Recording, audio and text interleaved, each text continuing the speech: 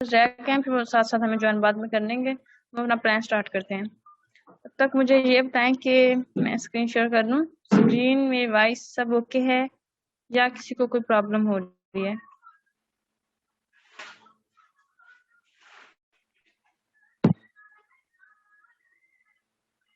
सब कुछ ओके है या किसी को कोई प्रॉब्लम हो रही है? डन, ओके, जज़ाकल्लाह। चलिए हम अपना प्लान स्टार्ट करते हैं।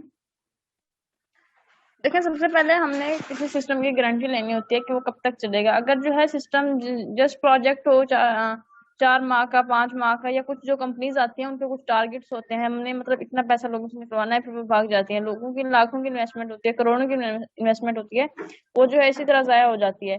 तो हमें, मैं ये नहीं कहती कि जस्ट फॉरसिट को आपने ज्वाइन करें या ये करें वो करें। मैं जस्ट आपको ये जरूर कहूंगी कि कोई ऐसा सिस्टम जरूर ज्वाइन करें जो डिसेंट्रलाइज हो। डिसेंट्रलाइज का मतलब ये होता है कि वो कंप्लीट ऑटोमेटिक होता है, वो किसी के कंट्रोल में नहीं होता।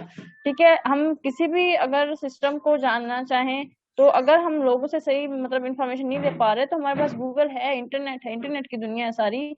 तो हम गूगल से सर्च कर सकते हैं। अब जैसा कि मैं आपके सामने अपने सिस्टम के बारे में सर्च करूंगी जिसपे मैं वर्क कर रही हूँ। अब जैसे मैं फॉरसिट BUSD पे वर्क कर रही हूँ, तो मैं यहाँ पे लिखूंगी फॉरसिट BUSD इज रियल और फेक। वॉइस क्लियर नहीं है। वॉइस सबको क्लियर नहीं है, ये जस्ट अदील साहब को प्रॉब्लम हो रही है?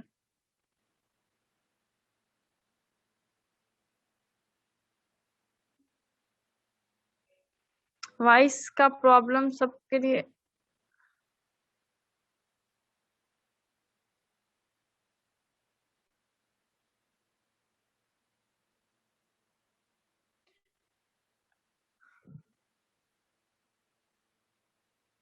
क्लियर है? सही है। वो अदील साहब की तरफ प्रॉब्लम्स होंगे नेट के, तो आप जो है अपनी जगह चेंज कर लें। तो मैं यहाँ पे आपको फिर ये भी बता दूं कि इस सिस्टम में और भी टर्म्स है। अगर आप फारसी लिखते हैं तो कुछ नेगेटिव इंप्रेशन आते हैं, तो उसका हरगिज मतलब ये नहीं है कि दूसरे सिस्टम्स की तरह ये भी फ्लॉप है या दूसरे सिस्टम की तरह इसमें नेगेटिविटी है। ऐसा हरगिज भी नहीं है। आप फारसी BUSD को लिखकर सर्च करें, अगर कहीं पे इसके बारे में 1% भी नेगेटिविटी आती है, तब आप इस सिस्टम को छोड़ दें। आपने ये नहीं लिखना फॉरसेज फॉरसेज के बारे में सर्च करते रहे, आपने लिखना है फॉरसेज BUSD, क्योंकि आपने काम ही डॉलर पे करना है। देखे ना पूरी एक मतलब के इथीरियम क्या चीज है, उसके बाद TRX क्या चीज है, उसके बाद BUSD क्या चीज है। ये कंप्लीट 100% एक दूसरे से जो है अलग अलग है, इसलिए क्योंकि आपने वर्क फॉरसेज BUSD पे करना है। आप सर्च भी उसी को करें। यहाँ पे मैंने लिखा है फॉरसेज BUSD इज रियल और फेक। ये देखिए, सही है? सॉरी, ये कुछ और आ रहा है।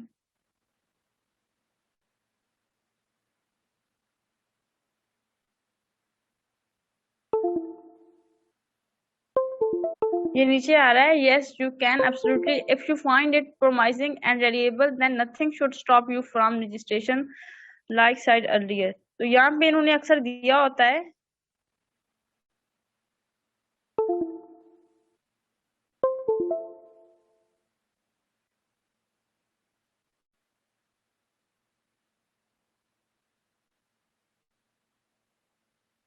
जस्ट एक मिनट, मैं इसका पूरा खोलूं।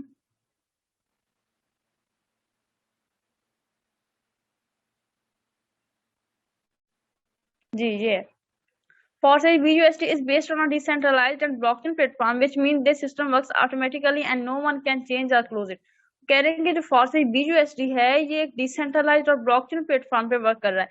अब यहाँ पे उन्होंने दो वर्ड यूज किए हैं, दोनों ये काबिले सोचने के काबिल हैं कि क्या इनका मतलब क्या है, ये एक्चुअली कहना क्या चाह रहे हैं। देखिए, फर्स्ट पे उन्होंने लिखा है Foresight BUSD is based on a decentralize. Decentralize अगर हम किसी सिस्टम को कह दें, किसी मार्केटिंग को कह दें कि फलां मार्केटिंग फलां सिस्टम जो है डिसेंट्रलाइज है, इसका मतलब ये होता है कि वो कंप्लीट ऑटोमेटिक है। वो तब तक काम करेगा जब तक इंटरनेट, लाइट, गूगल ETC ये काम करेंगे। डिसेंट्रलाइज सिस्टम तब तक काम कर सकता है जब तक जो है गूगल, इंटरनेट काम करेंगे। तो इसका मतलब ये है कि अगर फॉरसिट BUSD को कहा जा रहा है कि ये भी एक डिसेंट्रलाइज सिस्टम है, तो वो कहना ये चाह रहे हैं कि जब तक गूगल और इंटरनेट रहेगा तब तक जो है ये सिस्टम काम करेगा। इसका मतलब क्या हुआ कि ये लाइफ टाइम रहने वाला है, ये खत्म होने वाला नहीं है। उसके बाद इन्होंने लिखा है ब्लॉकचेन प्लेटफॉर्म। ये ब्लॉकचेन जो है ये टेक्नोलॉजी है। अक्सर वॉइसेस मेरे पास आती हैं, वो मतलब जब इस सिस्टम को बयान कर रहे होते हैं, उन्होंने कहा होता है ब्लैक चेन टेक्नोलॉजी। तो मैंने कई बार आपको कहा है कि ब्लैक चेन कभी भी ना यूज करें। ब्लैक चेन जो है वो ब्लैक लिस्टेड में आ जाता है। तो ऐसे कह लें कि इलीगल वो हो जाता है। तो ब्लॉकचेन कभी भी वर्ड यूज ना करें, वर्ड होता है ब्लॉकचेन। तो ब्लॉकचेन जो है ये टेक्नोलॉजी है, अगर कोई सिस्टम ब्लॉकचेन टेक्नोलॉजी पे पहुंच जाए उसका मतलब ये होता है कि वो किसी के कंट्रोल में नहीं है, उसका कोई चलाने वाला नहीं है, वो कंप्लीट ऑटोमेटिक, जिस तरह कंप्यूटर कंप्लीट ऑटोमेटिक है, उसको कंट्रोल करने वाला नहीं है। जब हम उस पर कैलकुलेशन कर रहे होते हैं तो अगर हम उसको, जैसे हम मल्टीप्लाई कर रहे हैं, तो अगर हम उसमें मिस्टेक भी करना चाहें तो हम नहीं कर सकते, क्योंकि वो कंप्लीट ऑटोमेटिक है, ना हमारे कंट्रोल में है ना किसी और के कंट्रोल में है। सेम इसी तरह का कोई सिस्टम ब्लॉकचेन टेक्नोलॉजी में पहुंच जाए तो उसका मतलब यही होता है कि वो कंप्लीट ऑटोमेटिक है, उसके क्रिएटर डिजाइनर जरूर होते हैं। देखिए कंप्यूटर के भी क्रिएटर डिजाइनर हैं, सेम इसी तरह इस सिस्टम के भी जो मतलब ब्लॉकचेन टेक्नोलॉजी पे वर्क करते हैं उनके क्रिएटर डिजाइनर जरूर होते हैं। बट जब इस सिस्टम पर पहुंच जाए, इस टेक्नोलॉजी पे पहुंच जाए वो सिस्टम, उसके बाद वो कंप्लीट ऑटोमेटिक होते हैं। फिर उनका अगर ऑनर भी चाहे, जो उनके डिजाइनर हैं, वो चाहे अगर इस सिस्टम को बंद करना तब वो भी नहीं कर सकते। ठीक है, तो देखिए यहाँ पर उन्होंने 2 वर्ड में इस पूरे सिस्टम को बयान कर दिया कि डिसेंट्रलाइज का मतलब ये है कि जब तक गूगल इंटरनेट काम करेंगे तब तक वो सिस्टम काम करता है। दूसरा ये कि ये ब्लॉकचेन प्लेटफॉर्म मतलब कि कंप्लीट ऑटोमेटिक है, किसी के कंट्रोल में नहीं है, कोई इसे बंद नहीं कर सकता, कोई इसे तब्दील नहीं कर सकता। चलिए नेक्स्ट देखते हैं कि इन्होंने कैसे इस सिस्टम को डिफाइन किया हुआ है। Which mean the system works automatically and no one can change or close it. जिसका मतलब ये है कि सिस्टम कंप्लीट ऑटोमेटिकली काम करता है और कोई भी इससे बंद या तब्दील नहीं कर सकता। इवन हता कि the owner can't shut down this, मतलब कि जो इसका ऑनर होते हैं, जो क्रिएटर होते हैं, डिजाइनर होते हैं, वो भी इसको बंद नहीं कर सकते। That's why it is 100% safe, secure and transparent. जिसका मतलब यही है कि ये मतलब 100% सेफ है, सिक्योर है, ट्रांसपेरेंट। देखिए आप खुद सोचे ना कि कंपनीज होती हैं, उनके ऑनर होते हैं, जब विड्रा पास करे, जब जो है हमारी सैलरी वगैरह सारा उनके कंट्रोल में होता है, वो कभी भी भाग सकते हैं क्योंकि उनका ऑनर है, लेकर भागने वाला है। तो एक ऐसा सिस्टम जिसका कोई ऑनर नहीं है, जिसमें 100% भी हमें मिल रहा है, कंपनी के पास कुछ भी नहीं जा रहा, कंपनी कह लें, सिस्टम कह लें, या जो ऑनर है जिसके पास कुछ भी नहीं जा रहा, 100% हमें मिल रहा है, हमारे अपलाइन को, हमारी टीम को। तो एक तो इधर से हमें कोई फायदा नहीं हो रहा, दूसरा ये कि जब उसके कंट्रोल में नहीं है, ना वो चेंज कर सकता है, ना वो बंद कर सकता है, तो फिर उसको कैसे लेकर भागेगा। ठीक है, जब लेकर कोई भागने वाला नहीं है तब वो सिस्टम को कैसे लेकर भागेगा। ठीक है, यहाँ पे आप जो है 100% फ्री होकर काम कर सकते हैं, यहाँ पे स्कैम का कोई चांस नहीं है। उसके बाद हम इसका प्लान देखते हैं।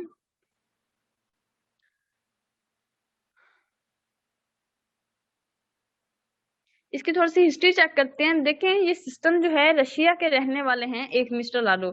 बहुत सारे लोग पूछते हैं पाकिस्तान में रजिस्टर्ड है या नहीं है, ये कब से काम कर रहा है, तो उसी की थोड़ी सी हिस्ट्री मैं यहाँ पे बता दूं कि ये रशिया के रहने वाले हैं एक मिस्टर लाडो। उन्होंने इस सिस्टम को डिजाइन किया था जनवरी 2020 में, डिजाइन किया था। अब अप्रैल 2022 मतलब कि आज से 2 साल 4 माह पहले ये सिस्टम डिजाइन हुआ था। अब सिस्टम जैसे कि मैंने पहले वर्ड यूज किया, इथेरियम, टीआरएक्स, वो भी करेंसीज हैं, तो सिस्टम पहले उन पे काम करता था। तो क्या हुआ, इस सिस्टम इसकी तरफ आए, इसकी थोड़ी सी मतलब क्या प्रॉब्लम्स आई वो हम यहाँ पे देखते हैं ब्रेकिंग न्यूज में। द थिंग इज फॉसिल is facing the problems of too many people wanting to join our community. कहते हैं कि बात ये है कि बहुत ज्यादा लोग जो हमारी फोर्सेज की कम्युनिटी को ज्वाइन करना चाहते थे वो बहुत ज्यादा प्रॉब्लम्स को फेस कर रहे थे। अब वो प्रॉब्लम्स क्या थे, सबसे पहले सिस्टम में रखा गया था इथेरियम को। जब जनवरी 2020 में ये सिस्टम बनाया गया तब इसमें सबसे पहले रखा गया था इथेरियम को। फिर on the Ethereum network the fees are too high, जो ज्वाइनिंग फीस होते हैं, जैसे कि इसमें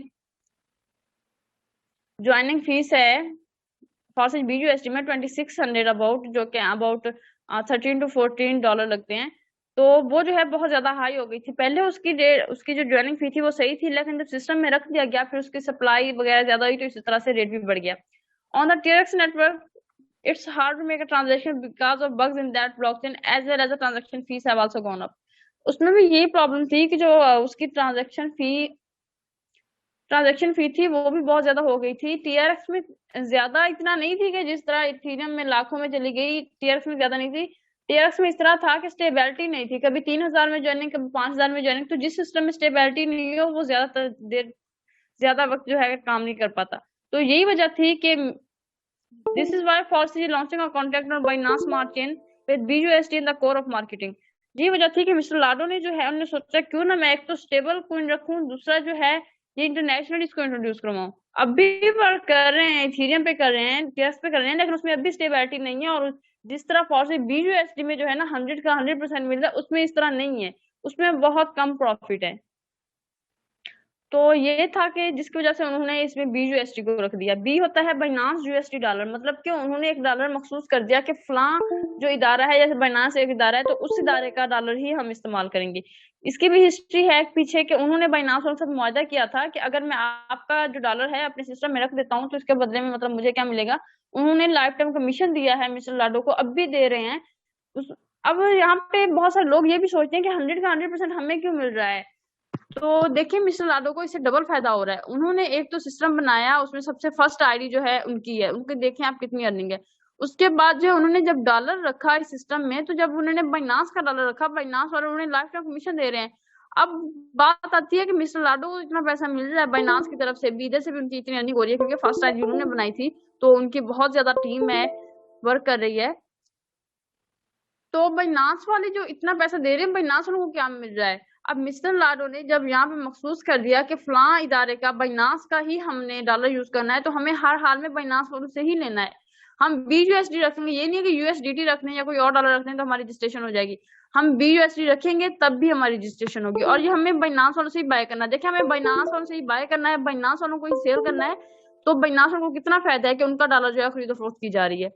यहाँ पे कुछ एडवांटेजेस हैं BUSD के। फिक्स वैल्यू है, सेम क्रिप्टो अपॉर्चुनिटी इस तरह है कि हम इसको BUSD को किसी भी करेंसी में इंस्टेंटली स्वैप कर सकते हैं। उसके बाद सिंपलिसिटी ऑफ कैलकुलेशन है कि रजिस्ट्रेशन, एक्टिवेशन, अपग्रेडेशन बिल्कुल सिंपल है, इसमें कोई समझना प्लान वगैरह नहीं है। इसके बाद एक्यूरेट प्लानिंग है कि हमें एक रेगुलर वे में चलना होता है, first level, second level, third level, फिर X3, X4, triple X gold, सब कुछ एक जो है रेगुलर वे पे है, ट्रैक पे।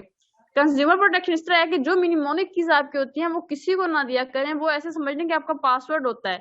जब आप वो पासवर्ड ही एक अकाउंट का आप दे दें तो वो अपनी तरफ लॉग इन कर सकते हैं, अपनी तरफ वो लॉग इन भी कर सकते हैं, उसमें से जितनी अर्निंग हो वो भी निकाल सकते हैं। तो अपनी अपनी मिनिमोनिक चीज आप जो है अपने पास सेव रखा करें। अगर आपका मोबाइल लॉस्ट हो जाता है या फिर जो है अकाउंट डेल हो जाता है, तो अगर आपकी मिनिमोनिक चीज आपके पास लिखी हुई है तो आप किसी भी मोबाइल में उसे रिकवर कर सकते हैं। यहाँ पे फिर उन्होंने थोड़ा सा डिसेंट्रलाइजेशन का बताया हुआ है कि what does decentralize means, what are the advantages and what are the benefits. तो वो बता रहे हैं कि डिसेंट्रलाइज मार्केटिंग जो होती है, कोई भी मार्केटिंग हो, जरूरी नहीं है हमने फॉसिल का यहाँ पे नाम नहीं लिखा, वो जस्ट बता रहे हैं कि डिसेंट्रलाइज मार्केटिंग जो होती है वो एक with N automatic contract that offers you maximum security and sustainability. एक कॉन्ट्रैक्ट होता है ऑटोमेटिक जो कि आपको ज्यादा से ज्यादा सिक्योरिटी और सस्टेनेबिलिटी प्रोवाइड करता है। यहाँ पे वो यही कहना चाह रहे हैं कि अगर सिस्टम को कंट्रोल करने वाला नहीं है तो स्कैम का भी कोई चांस नहीं है। जाहिर है एक सिस्टम का मालिक होता है, उसके कंट्रोल में सब कुछ होता है, तो उसकी मर्जी होती है किसी को विड्रा दे, किसी को सैलरी दे, जब मर्जी पास आउट करे। तो लेकिन जहाँ पे कोई कंट्रोल करने वाला नहीं है, विड्रा का इसमें इस तरह सीन है कि अगर तो आपका बाइनांस का अकाउंट है तो आप ट्रस्ट वॉलेट से जो है अपने डॉलर बाइनांस में ले जाएं, वहां से सेल आउट कर दें। अगर आपका नहीं है तो आप अपने अपलाइन से अपनी टीम के साथ कांटेक्ट में रहें, उन्हें जो है अपने डॉलर दे दें और वहां से आप इस वजह से कैश ले लें। नेक्स्ट इसके प्लान है X3, X4, triple X and X gold. तो उसके लिए हम नोट पैड पे चलते हैं।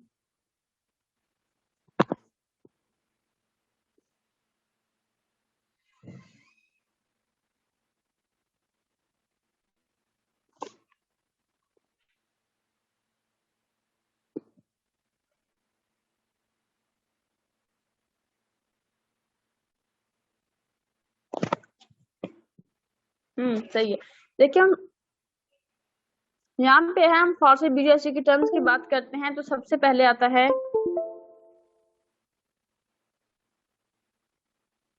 एक मिनट,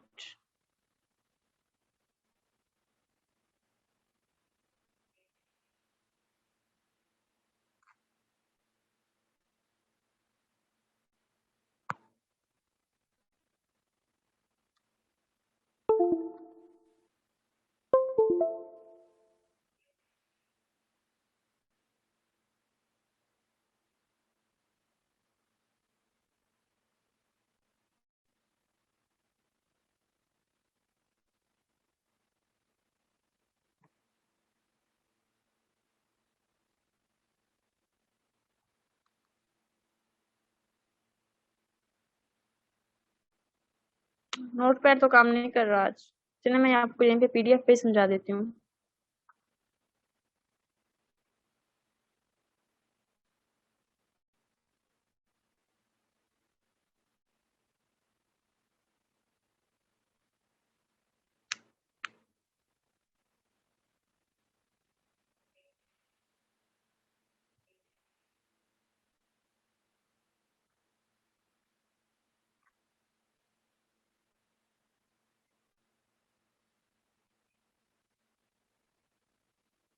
हम्म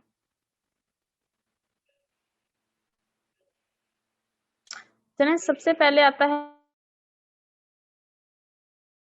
X3, देन आता है देन आता है ट्रिपल एक्स, लास्ट पे जो आता है x gold. X3, X4, triple x and x gold. X3, X4 जो है ये हमारी और हमारी टीम की वर्किंग साइड्स होती हैं, ठीक है। हम जो काम करते हैं, हमारी टीम जो वर्क करती है, हमारे अपलाइन जो वर्क करते हैं, उनकी टीम वर्क करती है, तो वो हमें आ रहा होता है X3, X4। मतलब कि यहाँ पे अगर हम या हमारी टीम वर्क करेंगे तब भी हमें यहाँ से अर्निंग आएगी, अगर हम नहीं करते तो हमारी टीम भी नहीं करती तब भी हमें यहाँ से अर्निंग नहीं आएगी। फिर आते हैं triple x and x gold. ये दोनों जो है कंप्लीट नॉन वर्किंग साइट्स हैं। इसमें ना हमने कुछ करना होता है, ना हमारे अपलाइन ने कुछ करना होता है, ना जो है हमारी टीम ने कुछ करना होता है। इसमें हमने जस्ट लेवल एक्टिव करने होते हैं। पीछे हमारी टीम जो है वो भी लेवल एक्टिव करेगी, हमारे अपलाइन की टीम जो है वो भी लेवल एक्टिव करेगी। यहाँ से हमें फ्री में इनकम आ रही होती है, लेकिन उसके लिए भी जरूरी है कि आपकी एक स्ट्रॉन्ग टीम होनी चाहिए, क्योंकि जब आप एक्टिव करेंगे, पीछे आपकी टीम एक्टिव करेगी तभी आपके स्लॉट फिल होंगे। जब तक आपकी टीम नहीं एक्टिव करेगी तब तक आपके स्लॉट कैसे फिल होंगे और आपकी अर्निंग यहाँ से कैसे आएगी। बहुत सारे लोग आते हैं कहते हैं हमने जो है टीम नहीं बनानी, हम just triple x and x gold जो है एक्टिव करके बैठ जाते हैं।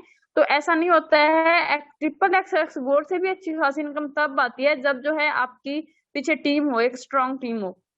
चलिए हम यहाँ पे X3 X4 का पहले डिस्कस करते हैं। देखिए, जब X3 X4 की बात करते हैं तो हम सबसे पहले हमें आईडी ओपन करनी होती है, जो कि रजिस्टर होती है 2600 में। जब 2600 लगाकर हम अपनी आईडी रजिस्टर करते हैं तो X3 के भी 12 लेवल होते हैं, X4 के भी, ट्रिपल एक्स के भी, एक्स गोल्ड के भी। X3 के जब 12 लेवल्स की बात करें तो सबसे पहला लेवल एक्टिव होता है जब हम 2600 देते हैं, तो हमारा X3 का सिर्फ पहला लेवल जो कि $5 में एक्टिव होता है, जस्ट वो एक्टिव होता है, और X4 का भी पहला लेवल एक्टिव होता है। जब ये लेवल एक्टिव होते हैं तो X3 में 3 स्लॉट्स होते हैं, बट X4 में जो है 6 स्लॉट्स होते हैं। X3 में 3 स्लॉट्स, बट X4 में 6 स्लॉट्स होते हैं। जब हम इनकी फिलिंग की बात करें तो हमने यहाँ पे बनानी जस्ट टीम होती है, जस्ट रेफर बनाने होते हैं। इसमें काम ज्यादा मुश्किल नहीं है। अगर जो है आप इसमें नेचुरली 1.5 से 2 मंथ भी काम करते हैं तब भी आप यहाँ पे एक अच्छी खासी टीम बना सकते हैं। टीम बनाना नहीं है यहाँ पे असल काम। अब ये नहीं है कि लोगों को ज्वाइन करवाते हैं छोड़ दिया, उनको भी साथ अपने कम्प्लीटली गाइड करना होता है, उनको भी कम्प्लीट ट्रेन करना होता है, तब ताकि वो भी नेक्स्ट अपनी टीम बनाए तो उनको भी वो ट्रेन करें। सही है। अब जैसे आप यहाँ पे फर्स्ट ज्वाइनिंग करेंगे, आपका लिंक यूज होगा, तो यहाँ पे आपकी ज्वाइनिंग एक होगी, बट आपके लिंक जो है वो 2 यूज होंगे। एक यूज होगा X3 में, दूसरा होगा X4 में। अब जैसे ही आपकी तरफ से फर्स्ट रजिस्ट्रेशन हुई तो इधर से ये स्लॉट फिल होगा, इधर से ये स्लॉट फिल होगा। जैसे ये स्लॉट फिल होंगे, इधर से $5 आपके वैलेट में आ जाएंगे, बट इधर से जो है ये आपकी अपलाइन के वैलेट में चले जाएंगे। सेकंड ज्वाइनिंग की बात करें, इधर से ये फिल होगा, इधर से ये फिल होगा, ये आपके वैलेट में, ये फिर आपके अपलाइन के वैलेट में। क्योंकि ये जो ऊपर वाले 2 स्लॉट्स होते हैं, इनमें इस तरह एरो का निशान बनाता है जो ये शो करता है कि ये जो अर्निंग जाएगी आपके अपलाइन के पास जाएगी। लेकिन हाँ, यहाँ पे आपको 100% इसलिए बताया जाता है कि देखिए, अगर $5 आपके पास आ रहे हैं, 5 आपके अपलाइन के पास जा रहे हैं, तो आपके अपलाइन के पास जा रहे हैं ना, कंपनी के किसी बंदे या ऑनर के पास तो नहीं जा रहे ना। ठीक है, ये चीज है। अब बात करते हैं हम जो थर्ड स्लॉट है इसकी। तो हम हमेशा जो X3 का X4 या बात कर लें या ट्रिपल एक्स एक्स गोल्ड की बात कर लें, तो उनपे जो लास्ट स्लॉट होते हैं वो हमेशा रिसाइकलिंग स्लॉट होते हैं। उनमें जो है इस तरह एरो के बने होते हैं जो ये शो करते हैं कि ये अर्निंग जाएगी आपकी अपलाइन के पास। ठीक है, जैसे ये रिसाइकल होगा, अर्निंग चली जाएगी अपलाइन के पास, और पीछे जो स्लॉट्स होते हैं वो उनको खाली कर देते हैं। खाली इसलिए करते हैं कि रिसाइकल का आपको मतलब पता है कि वो दोबारा से कंप्लीट सिस्टम को खाली करते हैं ताकि वो दोबारा से फिल हो और दोबारा से आपको अर्निंग दे। ठीक है, थर्ड यहाँ पे ज्वाइनिंग पे आपके अपलाइन के पास चले गए, बट इधर X4 से ये स्लॉट फिल होता है, यहाँ से $5 आपके वैलेट में आ जाते हैं।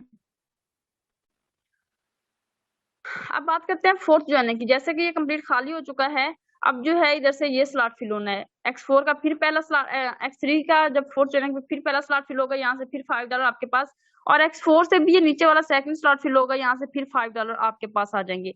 नोटपैड की जो है पेंसिल काम नहीं कर रही, इस वजह से दूसरा ड्रा वाली पेंसिल ओपन की हुई है। यहाँ पे सही समझ नहीं इसलिए आपको आ रहा। तो यहाँ पे फोर्थ ज्वाइनिंग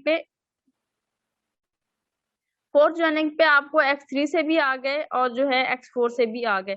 अब वो फिफ्थ की बात करते हैं तो X3 का भी जैसा कि सेकंड स्लॉट फिल होना था, X4 का भी नीचे वाला सेकंड लास्ट फिल होना था।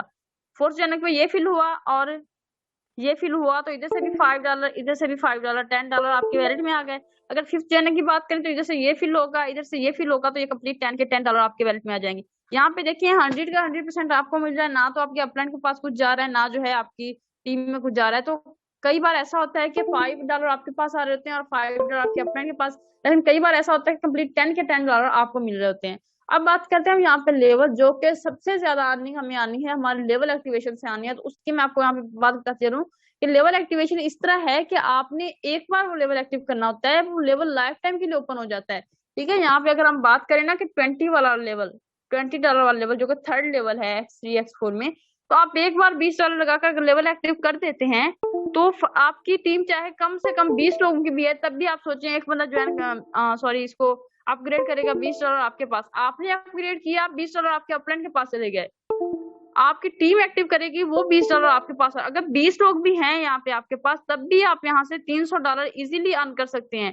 दूसरा बात होती है कि हमारे पास कौन सा आ रहा है, हमारी टीम के पास, हमारे अपलाइन के पास कौन सा जा रहा होगा, तो वो आप जब आईडी ओपन कर लेंगे, वहां पे फर्स्ट स्लॉट जब फिल होगा फिर भी आपके पास आएगी, अगर हम X3 की सिर्फ बात करें, सेकंड स्लॉट फिल होगा फिर आपके पास आएंगे, बस जब थर्ड स्लॉट फिल होगा फिर आपके अपलाइन के पास जाएंगे, फोर्थ स्लॉट फिल होगा मतलब कि दोबारा से साइकिल होगा, फिर आपके पास फिफ्थ फिफ्थ जो मतलब की एक्टिवेशन होगी वो भी आपके पास, बट जो सिक्स होगी वो चली जाएगी आपके अपलाइन के पास। यहाँ पे ये चीज है, अगर $20 वाला आप एक्टिव करते हैं तो पीछे 20 लोग भी हैं, फिर भी आप यहाँ से $300 इजीली अर्न कर सकते हैं।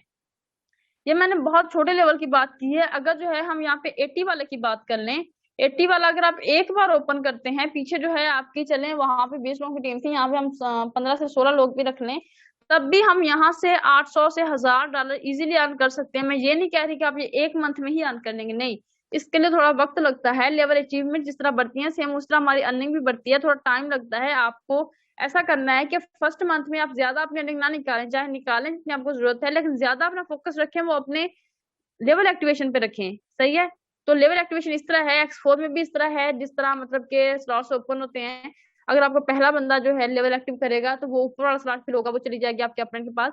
ये सारा स्लॉट फिलिंग जो है ये आपको वक्त के साथ साथ समझ आ जाएगा। दूसरा, क्योंकि ये जो सर सनाउल्लाह साहब की टीम थी, हसान साहब भी आए होंगे यहाँ पे, तो उन्होंने जैसे कि कहा हुआ है कि ईद के बाद हम प्रॉपर वर्किंग स्टार्ट करेंगे, वर्किंग, क्योंकि रमजान में काफी डिस्टरबेंस थी, तो ईद के बाद जो है रेगुलर मीटिंग इंशाल्लाह होंगी। लेकिन ये बात है कि रमजान के बाद मेरी मेडिकल क्लासेस स्टार्ट हैं, तो मैं कोशिश करूंगी जितना टाइम हो सका मैं जरूर दूंगी। कम से कम एक मीटिंग तो हम जरूर इस तरह रखें, नाइट मीटिंग के, जिसमें हमारी कंप्लीट टीम आ जाए, उनके सारे प्रॉब्लम्स भी सॉल्व हो जाएं, और जो है उनकी जो वर्किंग कैपेसिटी है वो भी देख ली जाए कि वो कितना वर्क कर रहे हैं और कौन नहीं वर्क कर रहा है। ये हीरा है, ये कह रही हैं कि मैम मुझे आपका व्हाट्सअप नंबर चाहिए। तो सॉरी, व्हाट्सअप नंबर आपको इस तरह नहीं मिल सकता। आप जो है अपनी टीम के साथ वर्क कर रही हैं बहुत जबरदस्त, लेकिन उनके साथ ज्वाइनिंग करें। अगर जो है कोई आपको प्रॉब्लम हो रही है या उनकी कोई समझ नहीं आ रही, तब जो है आपकी प्रॉब्लम्स यहीं पे मीटिंग के अंदर सॉल्व कर दी जाएंगी। तो मैं आपको यहाँ पे बता रही थी ईद के बाद जो हमारी शेड्यूलिंग है उसके लिए बाद में, क्योंकि मेडिकल क्लासेस का कुछ पता नहीं होता, तो हमने मेरी टीम के कहने पर एक जो है एक सॉरी एक मिनट, एक यूट्यूब चैनल बनाया है। अगर वहां